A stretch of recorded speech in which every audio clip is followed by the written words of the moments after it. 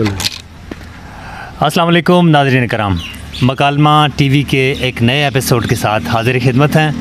हमारे साथ पाकिस्तान के एक नामवर साफ़ी जनाब मेहताब हैदर साहब मौजूद हैं। उनसे हम बात करेंगे कि मौजूदा गवर्नमेंट ने कल जो फ़ाइनेंस बिल पास किया, ये बजट, इसके क्या क्या मेन इसके जो है कि मुज़मरात हैं, आम आदमी की ज़िंदगी पर इसके क्या असरात हैं, और मुल्क की इकॉनमी जो हम देख रहे हैं कि जो पल पल डूबती इकॉनमी जो है उसके लिए ये कहाँ तक बेनिफिशियल होगा। अस्सलाम वालेकुम जनाब। जी वालेकुम अस्सलाम Naveed, thank you very much.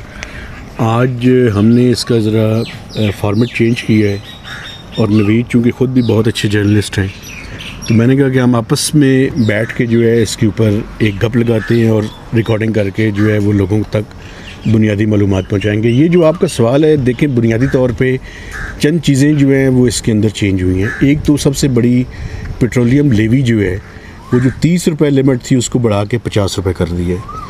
और आप देखेंगे कि जो कल पेट्रोल की प्राइसेस हैं उसमें 10 रुपये पर लीटर लेवी जो है वो लगा दी जाएगी।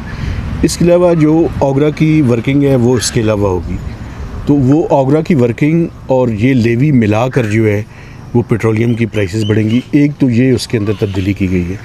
दूसरा, बजट की बुनियादी चीज़ों को भी चेंज किया गया है। जो पहले उजम था वो कुछ 9.6 ट्रिलियन तक का टोटल फेडरल बजट है। अब उसमें एक तरफ तो पेट्रोलियम लेवी जो है वो 750 से बढ़ा के 855 कर दी गई है, और जो प्रोविंसेस का सरप्लस था वो 800 था, उसको कम करके 750 कर दिया है। उसके अलावा सुपर टैक्स जो है वो 13 सेक्टर्स के ऊपर लगाया है 10%। इसके अलावा जो सुपर टैक्स की एक ख़ास बात जो हुकूमत कह रही थी और मैं समझता हूँ कि ये हाईलाइट करने की ज़रूरत है, पहले कहे थे कि ये वन टाइम टैक्स है, राइट, 1 साल के लिए, लेकिन अगर उसमें आप फाइनेंस बिल को पढ़ें तो उसमें लिखा हुआ है कि टैक्स ईयर 2022 एंड ऑनवर्ड्स। इसका मतलब ये है कि ये टैक्स ईयर 2022 और उसके बाद भी जारी रहेगा। अब इसकी या तो लैंग्वेज के अंदर गलती है या क्या है, वो तो हुकूमत ही आके जो है बता सकती है। तो ये सारी चीज़ें जो है वो करके बजट कल पास हो गया है, और अब इसके नतीजे में ये है कि आप देखेंगे कि इन्फ्लेशन जो है वो मिनिमम जो कल फिगर आएगा जून का, आपको याद होगा कि वो कोई पिछले मई तक जो है वो 13.8 थी।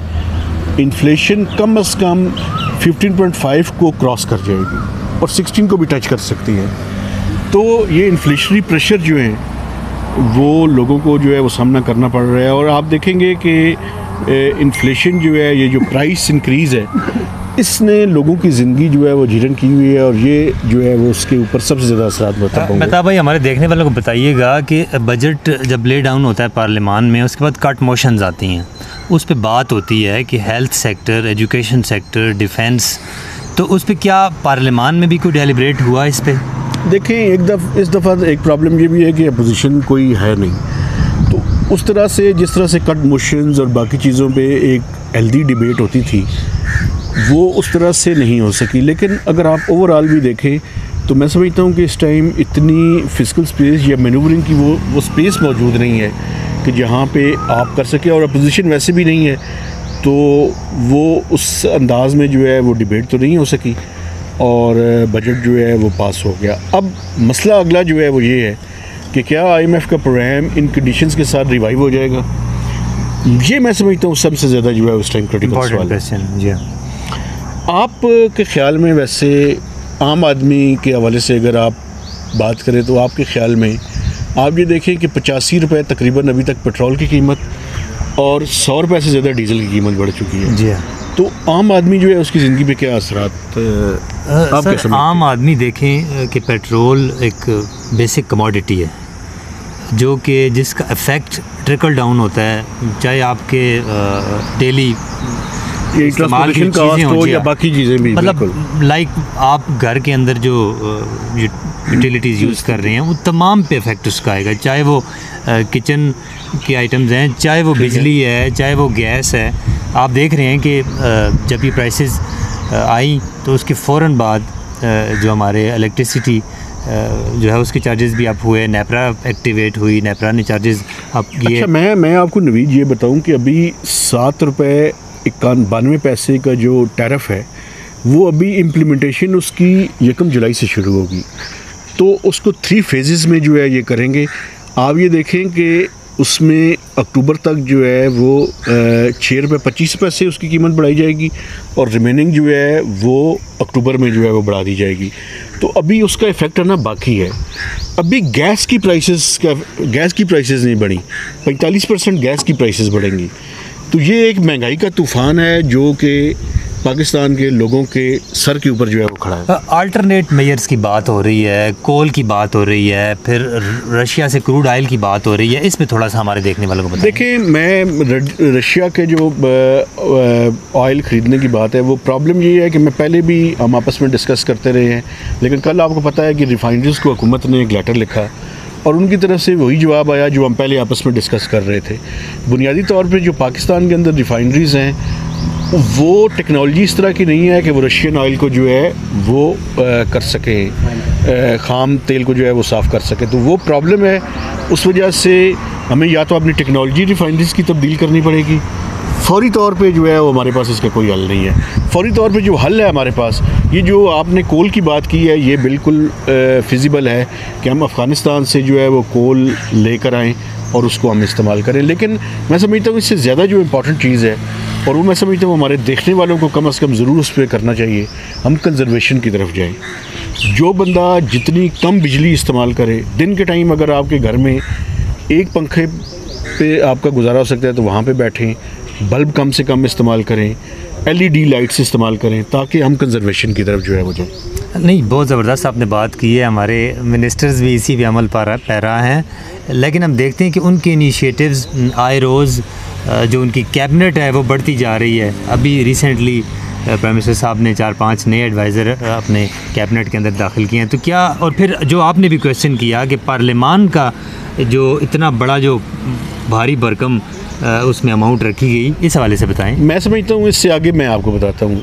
वो तो डेवलपमेंट बजट, आपको याद होगा कि पार्लियामेंटेरियंस का जो SDGs का प्रोग्राम है, जिसमें छोटी छोटी नालियाँ और स्कीम्स पेपर पे बनती हैं और बहुत से पैसे उसमें साइवेंट ऑफ हो जाते हैं। मैं तो उससे अगली बात आपको बताता हूँ कि आप ये देखें कि एक तरफ हमें कह रही हैं कि इस मुल्क की मुआशी हालत बड़ी ख़राब है, और ब्यूरोक्रेट्स को एक एग्जेक्टिव अलाउंस जो है वो दे दी है। उनकी बेसिक पे का को 1.5 टाइम्स एक दिया है। जो भी ग्रेड 17 से लेके ग्रेड 22 तक के ऑफिसर्स हैं, उनको कम से कम जो है वो लाखों रुपए उनका बनता है। वो ठीक है, टैक्स जो है वो रिडक्शन करके शायद थोड़ा कम हो जाए, लेकिन फिर भी लाखों रुपए में वो बनेगा। तो आपने उनको जो है वो दे दी है। आप पाकिस्तान के आम आदमी को कह रहे हैं कि ऑस्टेरिटी की तरफ जाएं, खुद आपके लल्ले तलल्ले उधर ही हैं और ब्यूरोक्रेसी के लल्ले तलल्ले भी उधर ही हैं।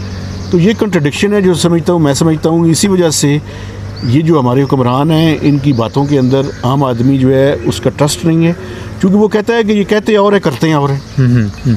ये लास्ट बट नॉट लीस्ट ये बताइएगा कि गुज़श्ता जो 2 दिन गुजरे हैं हमारे स्टॉक एक्सचेंज में भी कुछ बेहतरी आई, फिर जो डेप्रिसिएशन है हमारे करेंसी की, हमारी नेशनल करेंसी की, वो भी रुकी है। तो इस हवाले से खुशगवार खबर बुनियादी तौर पे देखें कि जब भी आप IMF का प्रोग्राम की तरफ आप बढ़ते हैं तो फिर उसके अंदर जो है वो सर्टेनिटी आती है। उस सर्टेनिटी के नतीजे में जो है वो आपकी करेंसी भी स्टेबल होगी और स्टॉक मार्केट को भी जो है वो पता चलेगा कि आप जो है वो कर रहे हैं। लेकिन IMF के प्रोग्राम अभी भी मैं समझ रहा हूँ कि MEFP, मैं आपको बताऊँ, MEFP वो डॉक्यूमेंट है जिसकी बुनियाद पे वो एग्रीमेंट होता है, वो उन्होंने भिजवाया है, लेकिन इनकम्प्लीट भिजवाया है। अभी तक कल रात तक 9 टेबल्स उसके साथ होते हैं, वो टेबल्स शेयर नहीं हुए थे, सिर्फ अंग्रेज़ी शेयर हुई थी 20-25 पेजेस की। तो वो टेबल्स जब तक शेयर नहीं होंगे तब तक ये एग्रीमेंट नहीं होगा, और उसके लिए काफ़ी सारी प्रायर एक्शंस हैं जो कि बड़े सख्त हैं। और उन प्रायर एक्शंस में ये है कि आपने लेवी लगानी है, पेट्रोलियम लेवी, आपने इलेक्ट्रिसिटी का टैरिफ बढ़ाना है, आपने मॉनेटरी टाइटनिंग करनी है। आप 7 जुलाई को जो है वो मॉनेटरी पॉलिसी कमेटी की मीटिंग है।